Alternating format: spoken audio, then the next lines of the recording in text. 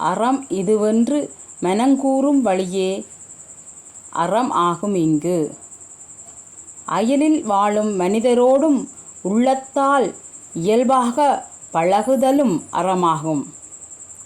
எக்காலத்திலும் தன்னிலை இழக்காதவனே இக்காலத்தில் அறவழி வாழ்ந்தவன். பிறர் வாழ்க்கைக்கு தீமை செய்யாதவர் அறவாழ்க்கை வாழ்ந்தவர்.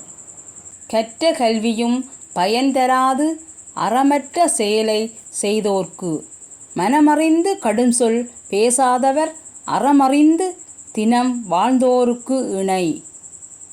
என்றுமே அறத்தின் வழி நின்றவர் இன்பமும் துன்பமும் ஒன்றென்பர். பெற்றவரைப் பேணிக் காத்தவர்க்கு அறமே உற்ற துணையாய் வரும். வலிதராது ஒதுங்கி வாழ்ந்தவர் கலியிலும் கடவுளைக் காண்பர். மற்றவர் துயர் நீக்குவதே அறமென்பர் இறைக்கு நிகராய் உயர்வார்.